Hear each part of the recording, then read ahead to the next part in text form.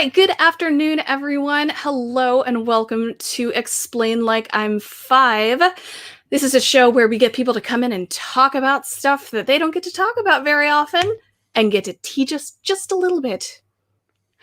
Teaching some of us more things than others, because there's a lot of stuff that I don't know. Today with me, I have the amazing Dawn Ford. Dawn, how are you doing today? I'm just fine, Susan. How are you? You know, I am pretty wonderful. I've got dogs beneath me. I've got a little Boba Fett right here. Well, there you go. That's all you I've really got need. I've got everything, so it's Mhm. all good. So at this point, I think if people have watched the show, they are familiar with how everything works. So what are we going to be talking about today? Well, I am the voice of fantasy and adventure, as a lot of You people know. But very much are. in a lifetime before that, and if you've caught me on social media, you may have heard me talk about how I'm a mathematician, which is true.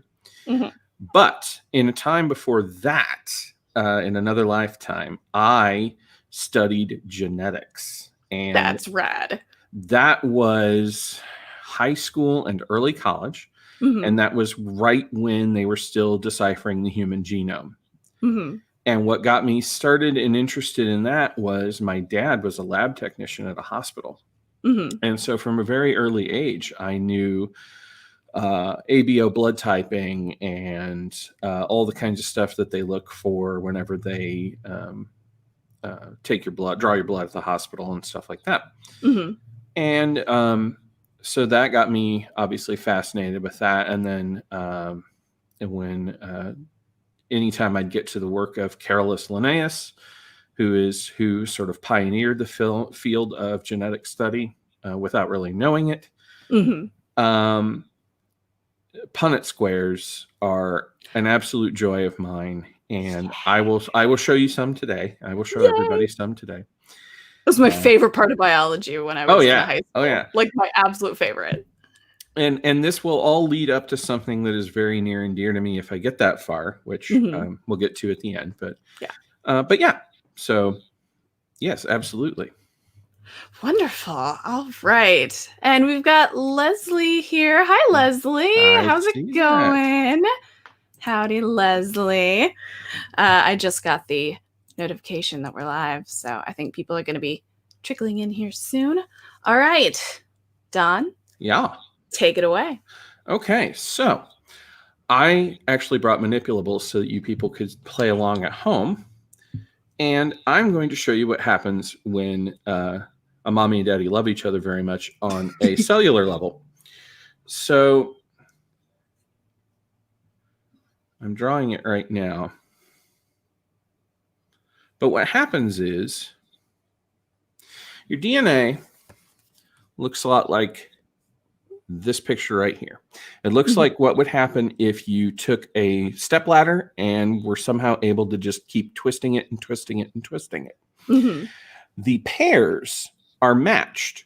They are four distinct chemicals that each have a name. They start with C, T, G, and A, which let's keep it simple. So C, T, G, and A are C pairs with G, T pairs with A. And so they create these steps down the ladder of C and G or T and A pairs. Mhm. When you create a sperm cell or an egg cell, it moves to this stage first, and then, this stage. Mhm. The DNA is ripped apart by an enzyme, and then half of it gets stored. Now, to save, because we are well evolved creatures and we don't waste a lot of things, to save in that information, each copy, each half is saved in its own cell. And that is a process called meiosis. And um, each of half of your DNA then becomes its all chromosomes contribute one half, and then that all gets fed into a zygote. Mhm. Okay. So you have a sperm cell in the XY partner, and you have an egg cell in the XX partner. And those combine to form an embryo. Now, those, you get one half from one and one half from the other. Mm-hmm. And then they relock together, matching C's and G's and T's and A's. Yeah.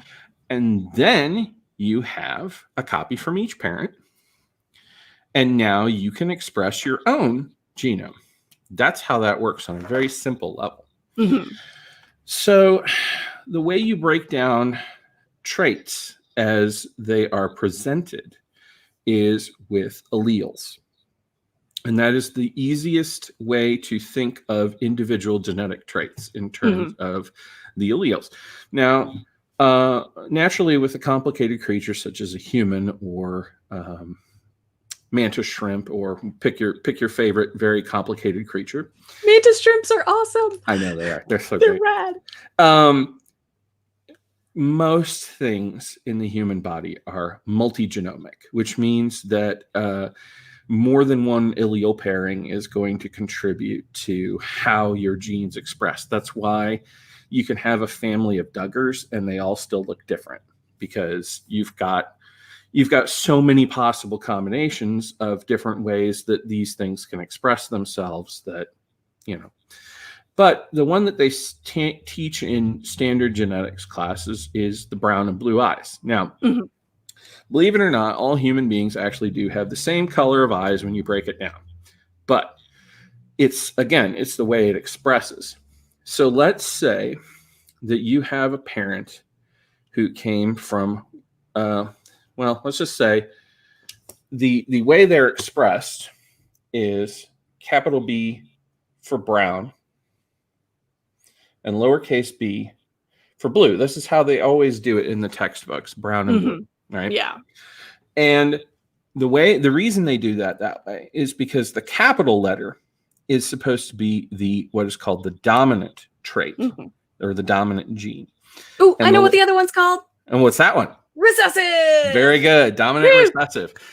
And you can also have more complicated things like codominant genes, or you can have anyway, there's a whole lot of them. But anyway, this very simple example, I will have a parent that has one brown and one blue, and one brown and one blue. So each parent is exactly the same, and they contribute, and we draw what's called a Punnett square, which looks like that. And you just simply write which letters cross at each pairing. So I will show you by filling it in. And there we go. So now you see, out of all the possible pairings of children, offspring specifically, that they could have, you have 3, everything along this row and everything along this column have brown eyes expressed. Yeah. This one over here in the corner has blue eyes. And that's because both of the genes are recessive. And we've already set up here that the blue is the recessive trait. That means that when brown is anywhere in the box, that's what's expressed. Right. If it's not in the box, then you get the double recessive. And that is then what is expressed there is the recessive trait.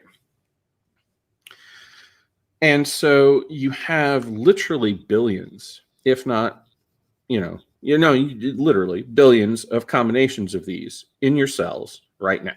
That is why we are who we are, and none of us, unless we have a genetically identical twin, look the same.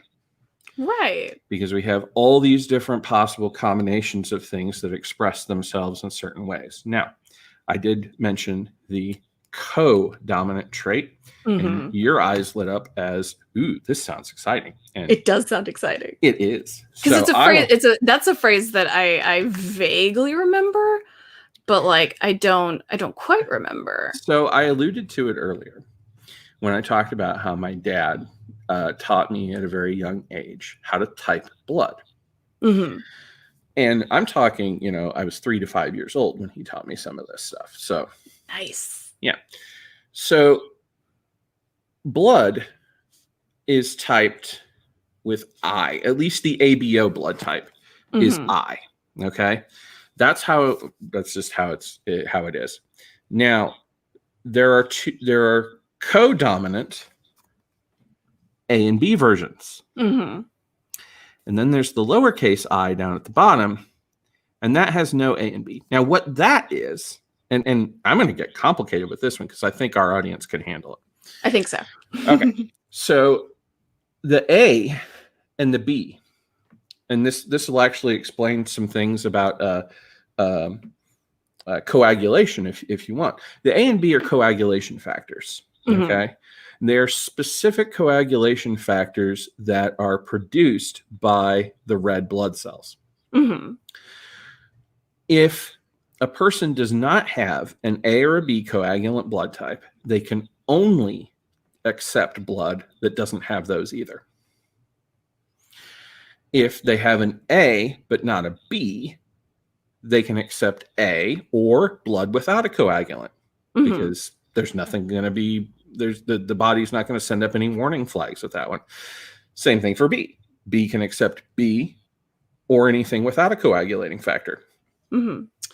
AB can accept AB, A, B, Mm-hmm. or anything without a coagulating factor. So they are what is called a universal recipient. If you have AB blood type, you're a universal recipient because of the major coagulating factors. You have both, so your body recognizes both.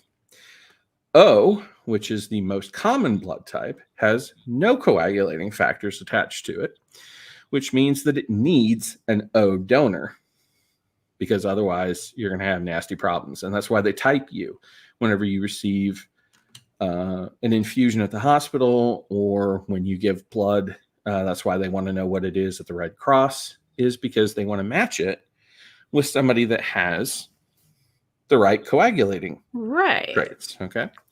And then if Now, I remember correctly, the O is the universal donor? correct. Because yay. because it has no coagulating factor to complicate things. Mm-hmm. So if I give O blood, which mine is type O, if I give type O blood, everybody can use it because there's no coagulating factor that says, hey, this blood is native to me. Hey, this blood isn't. Right? Now, there's another factor that you might have heard of that goes into this as well. And that's called the rhesus factor. Mm-hmm. And you may not have actually heard of it called that, but I think it's what I think it is, though. it's Rh positive and Rh negative. Yes, right? It is what I think it is. It is. So that is why you will hear people talk about, oh, I'm O positive, oh, I'm O negative, oh, I'm AB negative, I'm AB positive. Right. It's the same kind of thing. And it was discovered in the rhesus monkey, which is why it's named that.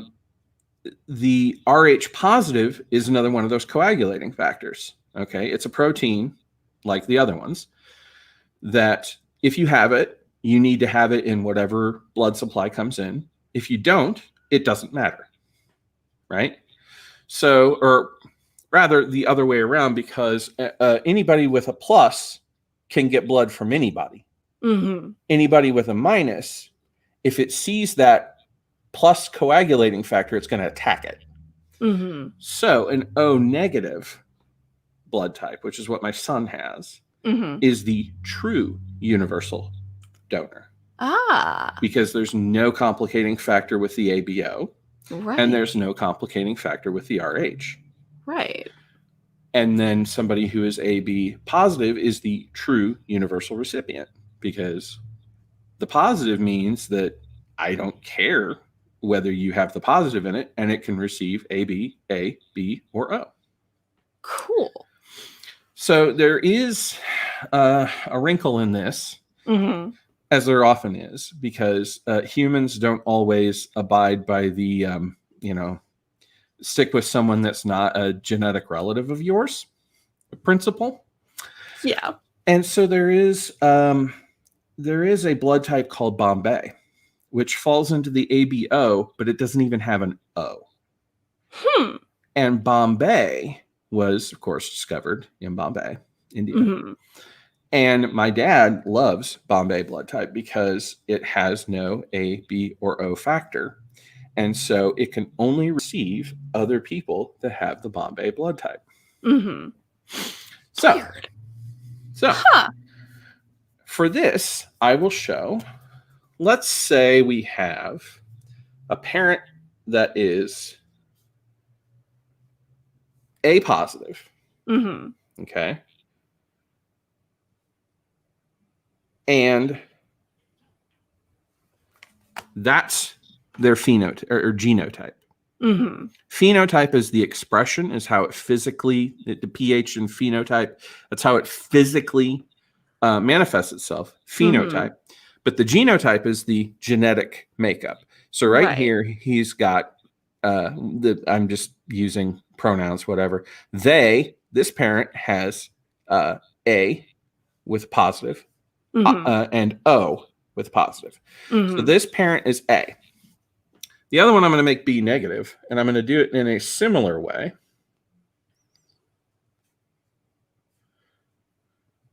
So that they have a B with the rhesus negative Mm-hmm. and an O with the rhesus negative.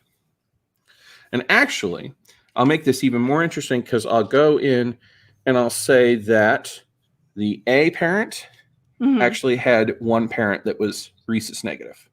Okay. So because the positive is the dominant trait, you can have that and they'll still be. So you've got one parent in this case that's A positive because Mm-hmm. A and rhesus plus. And then you have, and actually, I should probably write all the different combinations of this on here, but I'm not going to because it's just an example. But you could actually have a 4x4 on this one because Mm-hmm. each rhesus factor could combine differently with each ABO factor. Hmm. So in this first box, we have AB positive. Mm-hmm. In the second box, reading from left to right, we have B negative. In the third box, reading top to bottom now, we have A positive. And I'll show this here in a second. And in the last one, O negative. Mm-hmm. And see how those combine? Oh yeah. So AB positive, B negative, and then A positive, O negative. Ah. And technically, you could, like I said, you can combine, you could break those apart and pair each of the IA with each of the rhesus factors Mm-hmm. to do a more complicated one. Yeah. Because that would true it up. I mean, I just did a quick and dirty, but yeah. that would true it up is if you, because they are separate, they're separate genetic components. So you could combine them.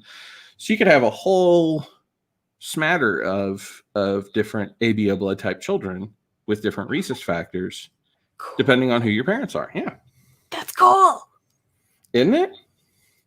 And those aren't the only genetic factors they look for whenever they blood type, but those are the most common. So those are the ones you hear. There's KL and M blood factor. There's, oh gosh, there's tons. Nice. There's tons of factors like that. And to go back to talking about Carolus Linnaeus, he discovered all of this with pea plants. Yeah, I remember talking about that stuff in high school too, because I took I took bio 1 and 2 because overachiever. Because nerds, yeah. Yeah. Heck yeah. Yeah. So the factors that were tracked in that one, and this is more what the complicated ABO that I should have done would have looked like. So you have a G and a G. Mm-hmm. The capital G is for green peas, and the lowercase g is for yellow peas. But because we want to make sure that they agree letter wise with one another, we use the same thing. And then I don't remember what letter they used for this one, so I'll just pick one. I'll use S. Oh, S looks the same, big and small. Let's pick L. That's actually what I was going to say. Okay. And for that one, we're going to say that it's the shape of the P. Okay. So that capital L would be smooth. So it's a spheroid. And the lowercase l is going to be that it is wrinkled on the outside. So let's see here. Let's say we have a pea plant that is true green and is smooth, but it had one wrinkled parent. And then let's say we have a yellow that is wrinkled. Okay. So that's what it would look like on the genetic level, right? Right. All right. And so the green can pair green capital L, green lowercase l, and then the same thing again because it only has one choice. And then the yellow one can do yellow. Oh, yeah. Yellow is only going to give the same thing no matter what because it's recessive on both. And those are your choices because that's all it can contribute. Right. All right. And this is what I should have done with the oh, whoops. I wrote it twice and I didn't need to. I only need to write 2 alleles in there because I'm giving the plant 4. GL, GL, GL, GL. Okay. So there. GL, GL, GL, GL. And so now I think we're going to be all green. Yep. All green. And half of them are going to be wrinkled. And half of them are going to be smooth. Yeah, it's going to be that same way all the way down, isn't it? This is making for stunning YouTube, I know. I know, right? So when it's everything just is kind of random in a lot of this, like you're not necessarily going to have it necessarily like follow a pattern in the sense of, okay, it's going to be this one first, this one next, this one next. If there's only like 2 offspring, it could realistically be any. And then when it's not like you're taking away one of the choices. You can have 2 that are exactly the same, right? In this example, there's 8 that are exactly the same pairing of capital G, lowercase g, capital L, lowercase l, and those will all be green and smooth. And then there's 8 possible combinations of capital G, lowercase g, and 2 little l's, and those will all be green and wrinkled. So the yellow looks like it goes away between generations, right?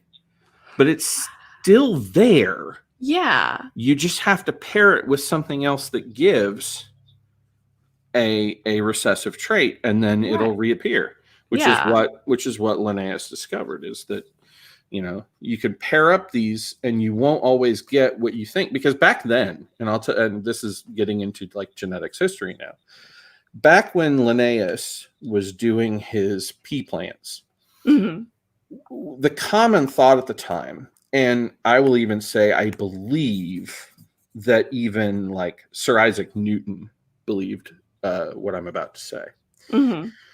But what they believed is that you had these, they kind of had the same idea, but what they believed was that you had these little, what'd they call them? You had these traits that you would pass on. They understood that. But what they didn't understand was how. And so what they thought was things like, well, if you don't get in an accident and chop off your arm, because there's a chance your kid will be born with one arm. Right. They didn't realize that it was genetics and not crazy random happenstance. Right. But they thought that things like Well, since this is on the Divine Disbelief channel, there is an instance of this even written in the Bible where Mhm. the who is it that has the dream about showing the cows the different sticks and they're striped, and that produces in after the dream happens, that produces like striped cattle. And Oh, I know what you're talking about, and I Mhm. know that was a thing in one of the episodes, Mhm. but I don't Jacob, yes, remember. There Jacob. you go. That's it. So, Thank you, Tapioca Weasel. yeah, that's how long ago that belief has been a thing. Mhm. Is that people thought that you show somebody something or you do something to someone, and that affects the children Mhm. of whomever.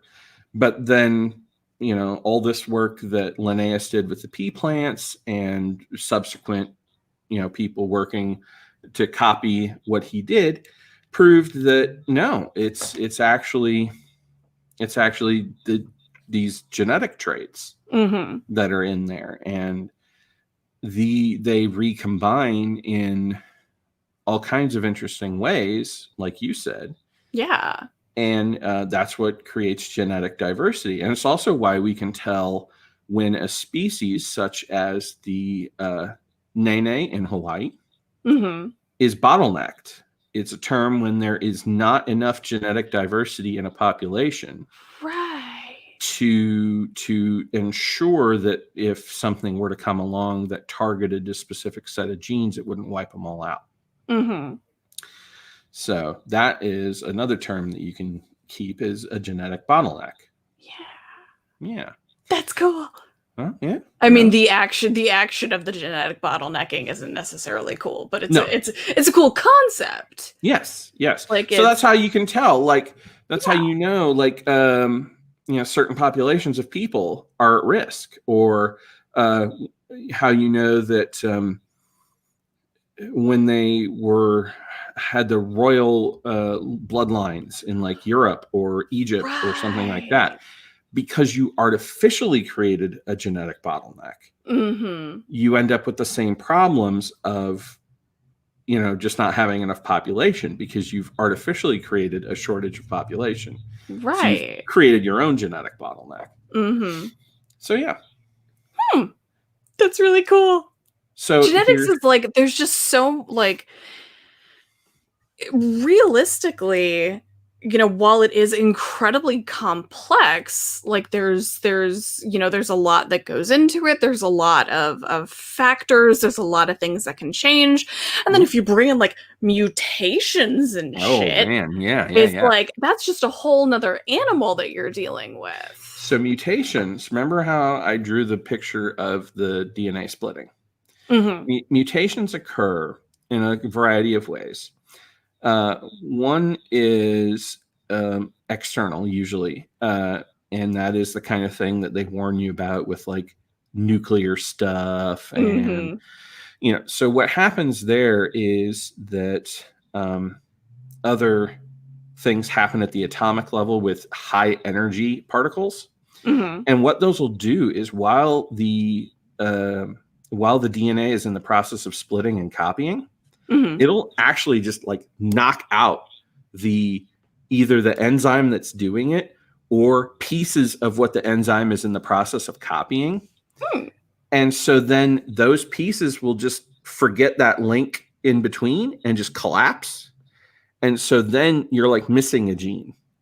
And so you're missing a gene on one half of the thing, and then it doesn't quite match up right. So then when it splits again, it creates a new copy off of the split one and then a copy of the old one. So now you've got two copies that don't agree with one another, and that's where you Right. start getting into that sort of thing. So there's all kinds of stuff that can do that. Carcinogens can do that. Nuclear stuff can do that. Anytime where you're dealing with something that will attack a cell at the genetic level or have high energy particles or whatever that can knock these things out of whack, that'll be an external source of genetic manipulation, no genetic mutation. Right. The far more common one, and this is dovetailing with our genetic bottleneck discussion, is when you have two partners in the sexual process that are far too closely similar. Because what will happen, and not that there's an intelligence behind this, but the chemicals that are copying these things will get confused if the two copies are too similar. And so there is an enzyme in there that scans and makes sure that these, it's sort of like, consider it like a foreman who's kind of watching to make sure that the under guys are actually doing the work right. Right. And what they'll go along and do, that chemical will go along and it'll make sure that there aren't like a whole bunch of sequential copies where the same enzyme got stuck on T for like 5 minutes, you know, like, and everything was T. Right. So it goes along and it kind of checks against like the master sample to say, okay, you know, somebody screwed this up. Let's go in and fix it. Well, when the master samples are so close together, it doesn't know which one's right and which one's wrong. So in those cases, it'll just skip over stuff that looks right, but it doesn't necessarily agree with either one of the originals. But they're so close together, and this kind of looks like it splits the difference between the two of them. I don't know that it's wrong, so it'll skip that. And that's how you get more often mutations. And it's not necessarily always bad. That's an example where it's traditionally bad, but you'll have an example where, for whatever reason, remember how I said that C pairs with G and A pairs with T? Right. Well, sometimes you have an overabundance of C floating around in a cell, and you just can't find that lousy T when you need it. So you grab a C and you shove it into the A. Well, you've just mutated. I mean, it's just simple. Like you have an overabundance of a chemical, and you're just like, okay, I'm going to use that instead. So that's actually the most common way that mutations happen, is just when you're in the process of rebuilding it, you're grabbing parts like Legos, you know, you're just grabbing whatever's there. And if you have an overabundance of one and you're just like, okay, that'll snap together, boom, force it. And then there you go. Yeah. Now you've mutated. Now you've got new genetic information that wasn't there before. And there's also where there's a chain that stops if for whatever reason a cell needs to stop division and then pick up where it leaves off. It doesn't always do that right. So that's another way that it happens too. So what do like the different kinds of mutations what is usually more typical? Like do mutations usually express like in the physical way, or is it just sort of this is just how the code is sort of thing? That's the thing that a lot of, and again, I'm on the right channel for this. That's the thing that a lot of creationists get wrong whenever they sit there and argue about, you know, evolution, right? Where they argue about what they think of as evolution. That chemical enzyme that's going through and trying to create a copy and then gets distracted and then doesn't finish and then somebody else picks up the slack and finishes it, but does it wrong and all kinds of stuff like that. Yeah. That's how it really works. That's literally how it really works. You have right now millions upon millions, if not billions of cell divisions going on in your body right now. Cells are dying. That's a terrifying thought. Cells are dying. Now they have a 99.99999% success rate with making sure that they copy everything correctly. It's that darn 0.0000001% that screws you up. And so what really happens is you have this population, right? You have this population of people. And it used to be, I'm talking ice ages type area. It used to be that you were all fairly genetically similar if you were all in the same group. It's not the same anymore because we're all over the place now. But it used to be that we were all very genetically similar in an area. And so when you'd have these small little oopsie daisies in the copying process, it might do nothing. Most of them do nothing. Most of them, because you much like you have a limited number of chemicals to work with, C, T, A, and G, you have a limited number of amino acids that they can produce too. So if you ever look at an amino acid chart, they grab 3 letters at a time. So CTG. Okay. Well, CTG might translate to the same exact amino acid as CTA, which might translate to the same exact amino acid as CTC. Like they could all be exactly the same. And so, so most of the time when your genes screw up like that and, an A gets put in instead of a C or whatever, nothing happens because all the amino acids get produced the same way anyway. But maybe 4 or 5 generations down the line, after a couple more of these oopsies happen, now it's a different amino acid. Well, that amino acid may not actually do anything different in that generation. Right. But, maybe you're crossing the continent and food is scarce and you start using cow's milk to supplement your diet. Well, some of your people in your colony have never had it before and they get sick and die. And it's unfortunate. But that one guy who, 6 or 7 generations ago, the A switched to a C, and then 3 or 4 generations after that, it was enough of a change that it made a different amino acid. Well, that amino acid turns out that's the one that digests lactase. Right. So now this guy that couldn't have controlled 7, 8 generations ago, who his great grandparents were, now benefits from something that just kind of happened. Yeah. And so now he can break down lactase and he survives and his kids survive because they can all do it too. Yeah. And then everybody else in the group that survives goes on and finds another group that survived the same way. And so now you have a whole population of humans that have banded together after those poor schmucks died because they couldn't drink milk. And now they all have milk that they can digest. So now they can all have babies that digest milk. And they can all have babies that digest cow's milk. And they can have all babies that digest cow's milk. And 10 or more generations down the line of that, another A shifts into a C. And you don't know what's coming then. Right. So another 20 generations after that, that guy can breathe smog a little better than everybody else. Not much. But if there's no smog around, you never know. But if there is smog and he happens to breathe it better, well, then he doesn't die of asthma. Right. And then so it's all an accident. It's all just completely accidental. Yeah. It's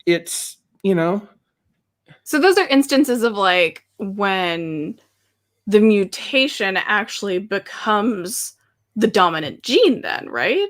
Yeah. That can happen too. You can flip it. Cool. That's so cool. That's awesome. Yeah, that can flip. There's all kinds of things that can happen. And that's the thing. The genetics doesn't know. The genetics just creates a whole bunch of variations. It's literally like rolling dice. You roll, okay? And like if you were playing D&D, because we got a lot of nerds in here. If you're playing D&D, a 15 hits. Anything above a 15 hits. Well, some of those dice didn't roll above a 15. So those don't hit. Okay. Now we have a smaller section of dice that did hit because we're superstitious and we throw away the dice that don't work for us. I mean, of course. Of course. So now you have the smaller set, but it all rolled above 15. So now the next roll that happens, well, now your buddy has a bunch of dice that rolled above 15. So you move those dice in. Well, now you roll all those dice. Well, some of those don't roll above 15 now. So you take those out. And the ones that roll above 15, well, they're still good. So we keep them in. Yeah. But you don't know. The DM could, a couple generations down the road, the DM could say, well, now the difficulty is 20. So it's just a matter of like eventually genetics and amino acids and shit figuring out like what the next step is and how to tackle that next step. There's no basically. figuring out. There's no figuring out. It's Oh an no, accident. yeah, that's a good point. It's That's a an good accident. It's a happy accident, but it's an accident all the same. So a good example of that is there's a moth. There's a kind of moth that was very prevalent around London Mhm. in the Industrial Revolution. It was white. It was pure white.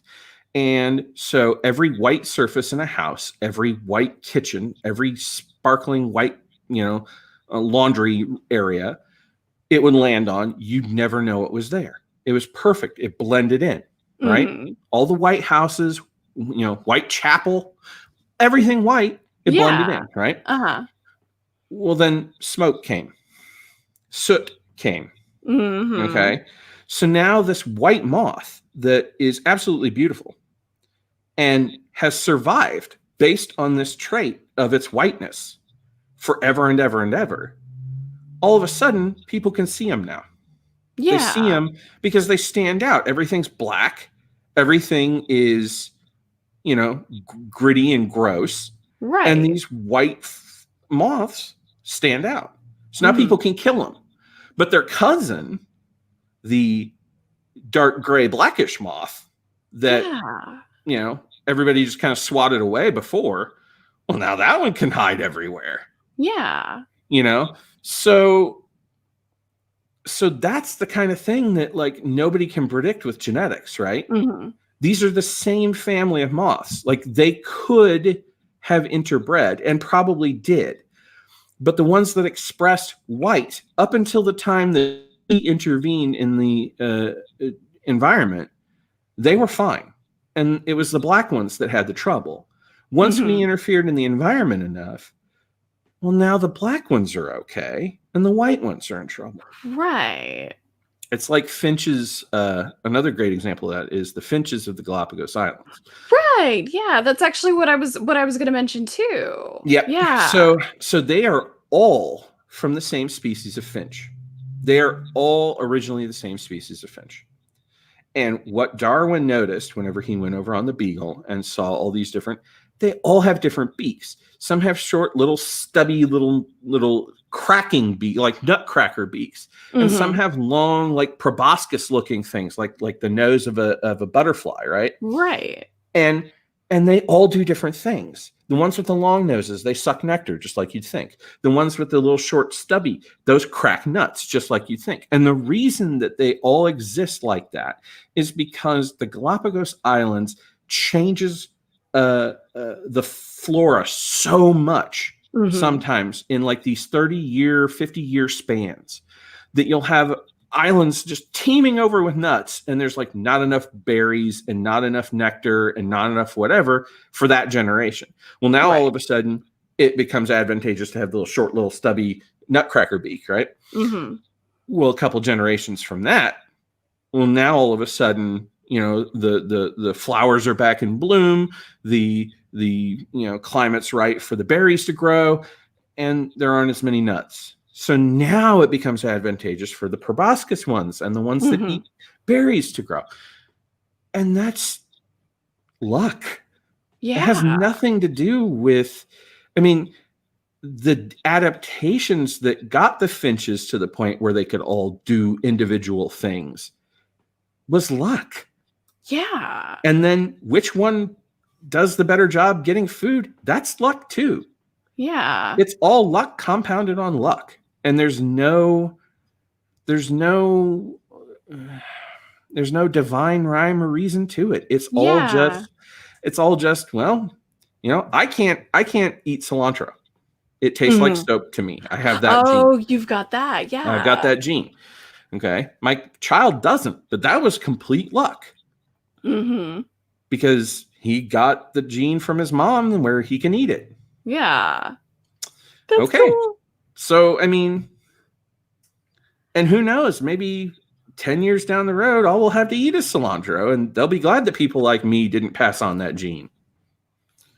Who knows? Whoever would have thought that, cilantro not tasting like soap would be a genetic advantage. You don't know, though. You Yeah. don't know, and that's what Yeah. makes that's what makes genetic diversity so awesome. That's what Mhm. makes evolution so awesome. It could Yeah. easily have been that the chickens were the best thing that ever happened to the earth, but we don't know that because of the Cambrian explosion and then the ice age that made the mammals rise to Right. power, and then we got smart because we ate a bunch of stuff that like helped us develop our brains. Yeah. And that was all accidental. That was Yeah. all completely accidental. We had Yeah. no control over that. Right. There's no when you really take a serious look at it, to sit there and say that there is an intention behind it and a design behind it and all that sort of uh what was one of the words that you gave me on Twitter with the fuckery? Something on a pogo stick. Oh yeah, dick based pogo jumping contest. There we go. Yeah. I ended up using the word malarkey, by the way. Yeah, fair. It's a good word. Yeah, like it's just that whole idea of while it's comforting to sit there and go, oh, someone's watching over us and there's a divine plan and shit. To me anyway, and this is coming from somebody who does just have a very baseline understanding of a lot of this, it doesn't make sense. And Just to me, plain who's to studied sense. the genetics and the evolution and all that stuff, it's like, no. Yeah, there's just no I mean, there's there's just so no many way. basic arguments that you could even look at too. Like, okay, our bodies are, 97% water, 90 to 97% water, Mhm. fresh water. So why is most of the earth supplied with salt? Right. Why do we have a Goldilocks zone that we are able to survive in? Mhm. Both within the planet, right? Because there are only certain areas of the planet that we can survive in, climatically speaking, but also the Right. planet as a whole. So, like, if this whole universe were made for us, every planet would be like this utopian Earth where, we essentially have the Garden of Eden every time we step outside. Nothing wants to kill Yeah. us. Everything is there to be eaten. Like, if this whole universe were really made for us, well, for one thing, for another thing, the waste receptacle units would not be right next to the pleasure center. But I mean, even beyond that, like you just go outside and mosquitoes would be like, "Hi, Susan," and they'd Yeah. fly by, and then you'd be like, They "Oh, wouldn't. okay, there's the mosquitoes. All right, cool. I'm gonna go get a banana." Like Yeah, they wouldn't try to eat me alive, basically. Yeah, Yeah. exactly. You'd walk through Willy Wonka's chocolate factory and all the Oompa Loompas would say hi, and then you'd go back home, and that would be it. I mean, that'd be your whole day because, everything would be food and everything would be edible and drinkable, and, you'd go back to whatever. It'd be a world of pure imagination. Exactly. And that is what people who think we were created live in, a world of pure imagination. That's true. It's very true. Callback. It's called callback, kids. I like it. I like it. So one of the other cute things, since I know you're an animal person, and since I know we had Doug and Mark on to talk about cats, I thought I would do a tie-in with them too. Ooh. So you may be familiar with calicos, right? Yes. Okay. Calicos are an interesting example of what's called a sex-linked trait. Now there are sex-linked traits in humans, right? Color blindness is one. Mm-hmm. The gene for color blindness occurs on the X chromosome, which is why men are so much more likely to be colorblind than women. Because they only have one, and if they get it on that one, you're screwed. But women, and that's a recessive trait, because if women have one with and one without, they don't express it. They're just a carrier. Right. Okay? But color blindness is a recessive trait, and that's why men have it more than women. Mm-hmm. So the thing about calicos is that in cats, the X chromosome is what determines what color the fur that sprouts from that fur follicle is going to be. In calicos, that is why calicos are almost entirely female. And the ones that are male are incapable of producing viable offspring because they're XXY. Right. Okay. Yeah. Because they have two different X chromosomes that can express one that changes the fur to black, one that changes the fur to red, or you can have the oddball that doesn't turn on. And so in a calico, you have all the different cells that have one or the other X chromosome turning on for the fur follicle. Or you have cells where they don't turn on at all, and those are white. So that's why calicos are almost exclusively female. Yeah, that's cool. If they're male, then they're almost always like black and white Sterile. or orange and white or sterile because they have the ability to turn them both on. But so two things. One, does the same thing happen with male torties, like the tortoiseshells? That is, I think, multigenomic. So I think that's an expression of something different. Okay. But I know that the coloration is also similar to what happens in horses and cows. So that is, that's true. That's cool. I'm trying to remember what the other thing was. Obviously it was cat related. What the hell was it? Oh, so ginger cats, like the orange cats, those are almost always male, right? You can have females. In fact, the one that I showed you, and she's still sitting right here, so I'll pick her back up again if she wants to. Get your claws out of that. She is a ginger. Yeah. But she's a girl. Yeah. But what happened with her is both her parents were gingers. Oh, yeah. So then that gene ended up... there really is two X's turning on. It's just they're both ginger. So she's ginger. Oh, I love it so much. So much I love it. So, and the one that I told you about initially, that is going to be like my capstone before we close out because we're getting low on time. Male pattern baldness. I don't know if you've noticed, but I suffer from that. Nathaniel does as well. And it's okay. It's okay. We found ways of coping with it. Exactly.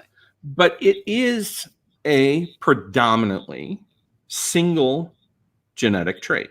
It is governed by a single allele, whether it turns on or turns off. Now, ironically, they used H for hair. Of course they did. So those are the three copies, the three versions that you can have. Capital dominant, and the lowercase is recessive. Now, the reason I wrote it in the middle will become obvious here in a second. Because if you're XX or XY, you express differently. Right. Which is why I brought up the whole calico thing. So if you're XX, it is a dominant trait entirely. And so this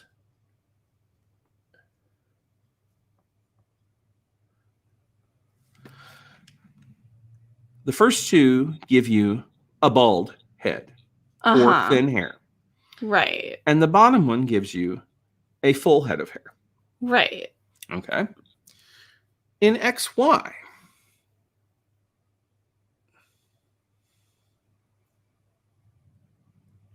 it is almost as if the lowercase h is the dominant trait.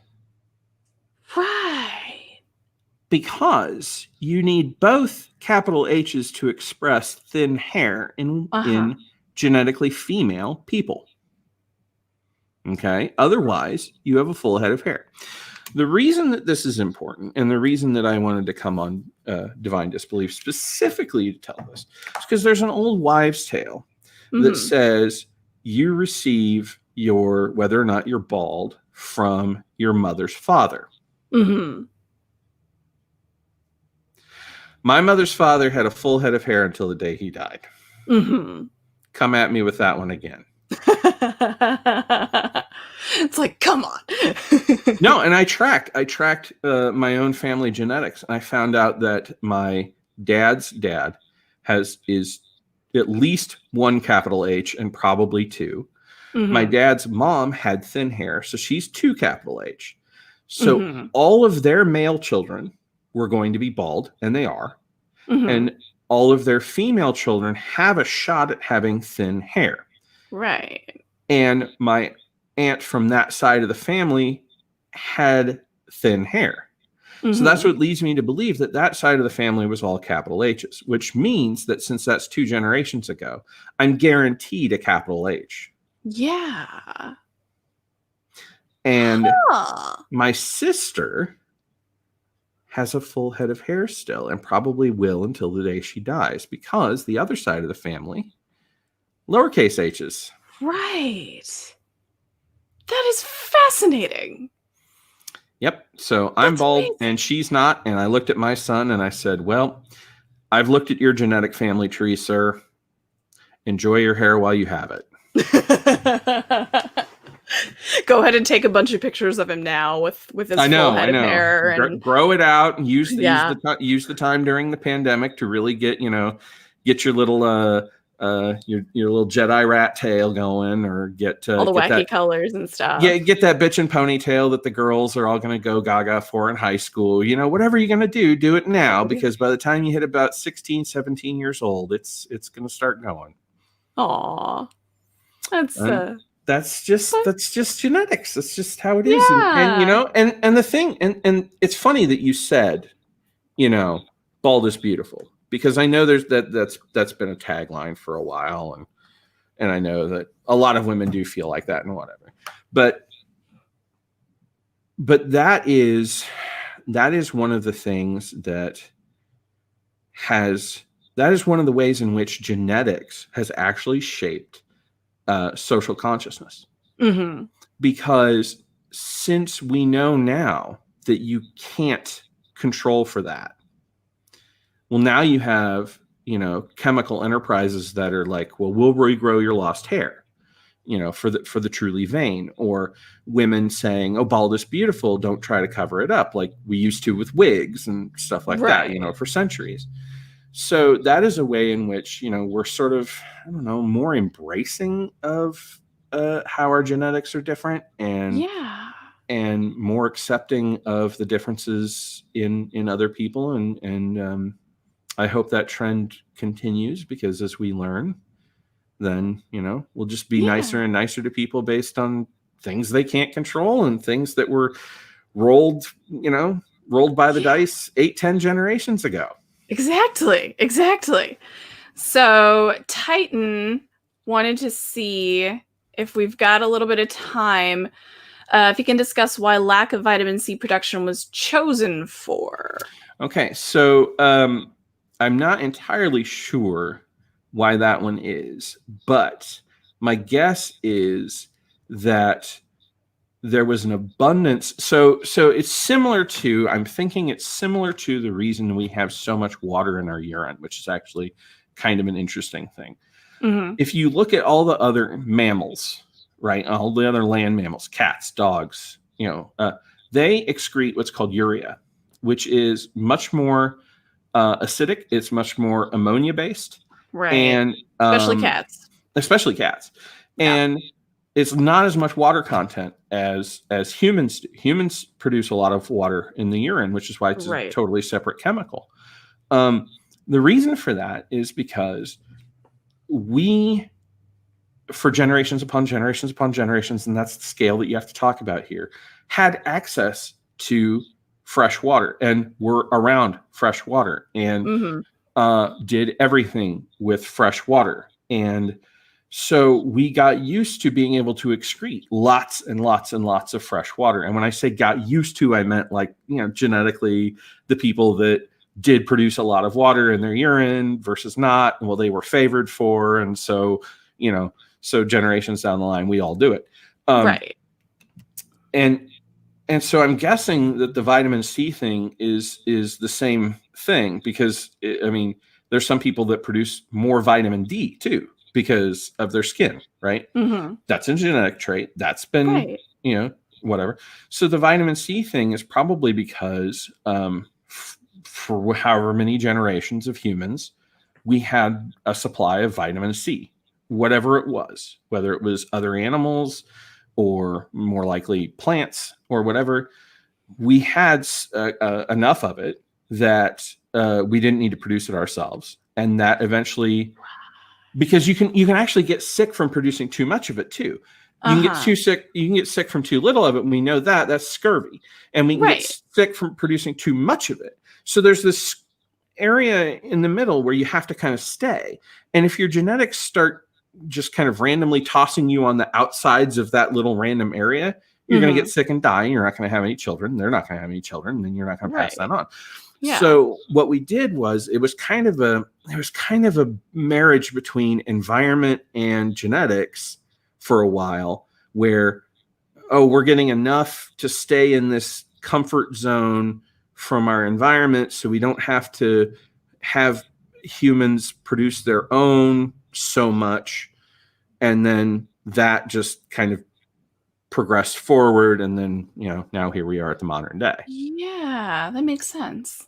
And which is all random. It's all like if humans hadn't been around a source of vitamin C, we'd probably favor people that produce their own, and then we would all produce our own because we just wouldn't have had it. Yeah, in a sense, we would have been basically forced to keep producing those who still created the vitamin C. Yep. That's cool. And then let's see, take that off the screen. There we go. I have heard, and this is just because this is fascinating to me because I know it's usually passed on in families, but I don't know how. Type 1 diabetes. Okay. I heard at some point, and this is a very long time ago, because I've been diabetic for like 20 years. Sure. I heard that what causes diabetes, to specifically type 1 diabetes, to be, passed on in the family is because that's a genetic mutation. Mm-hmm. Is it? Do you know? It's the pancreatic ability to process sugar into insulin on its own. Right. Like the body attacks the beta cells and stuff, which causes the pancreas basically to shut down. So it's the same kind of thing as the vitamin C example, where there's an area where this much sugar and this much insulin in the body is good, and then we have people that produce too much or too little. But if we invent ways to keep the people that produce too much or too little alive, then they can have children. Right. And that continues down the line. So that's how that stays. That's how that stays a genetic trait. We found ways of keeping people alive that can't produce enough or produce too much. And then they have children and they have children and they have children. Yay. It's my insulin. That's where you came from. You came from our ability to figure out how to keep people alive that produce. That's so cool. That don't produce enough insulin in their pancreas. That's cool. And it's skipped a generation in my family. So does that make it likely that it's like a recessive thing? I do believe that one is recessive. And yeah, so when that whole skip a generation thing, that is typically because your partner picks someone with a dominant trait unknowingly, and the dominant trait takes over for the next, generation, but they're a carrier. And so they unwittingly find another carrier, and then their children can have it because the two carriers can, in that Punnett square, they can have a child that has the recessive traits. And that makes sense that would be a reason why I would have it and my sister wouldn't. Yep. Makes sense. I love it so much. Oh my gosh. This has been so fascinating. Like this has been just, I have learned a ton. I have remembered a surprising amount from biology, so I'm kind of proud of myself. I'm not gonna lie. Your biology teacher should be proud too. Yeah, he was awesome. He was a good biology teacher. So we're coming up on an hour, or a little over an hour, which is, I mean, I don't really care as long as it's around an hour. So Don, the OGPCB, where can people find you and support you? Well, so right now I do a guest spot every so often on The Scathing Atheist. They have a section of their show called Bible Peace Theater, and since I am a voice actor, I assist them by doing additional goofy voices to help them tell the story of the Bible. And once I finally get a studio set up and have enough time that I allow myself to be creative, I am in the process of putting together a fantasy-based podcast of my own that will basically feature myself as the hero, solving the problems of fictional characters in a adventurous Dear Abby style way. So they write in. So imagine, I don't know, Frankenstein's monster writes in and says, you know, I feel like I'm stitched together. Please help me. And so then me and my party have to go, you know, over and figure out how to help him out and get him to accept that the stitches are just part of the fabric of who he is, and you know, and then go back home. Oh my God, that's amazing. Yeah, I remember us talking about that a little while back, and I was just all like, that's the greatest thing I've heard in my life, and I'm so excited for that. I'm very excited. I'm ready to start putting it together. Yay! Waiting for all the pieces to finally line up. Yeah. Well, that's gonna happen soon. I know it will, because life finds a way. So you did it. Yes, I understand. Life does find a way. So there's links in the description below to Don on Facebook, Don on Twitter.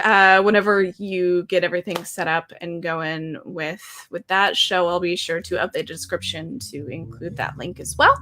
Cool. If y'all would like to support Divine Disbelief, we've got we're on Facebook. Please do. Yes, please do. We're fun. We swear. We don't just do this. We do sometimes political stuff. I finished a script in one day yesterday. I'll tell you about it afterwards. Okay. We're on Patreon, we're on Twitter, we're on Facebook, we are all sorts of places, so feel free to follow us, like us, retweet us, like and subscribe, all that wonderful stuff. And thank y'all so much for watching. We really appreciate it. Don, thank you for joining me. As always, it was an absolute pleasure to hang out with you. Always fun to talk to you. Always fun. Yeah. All right, everybody, y'all have a wonderful afternoon.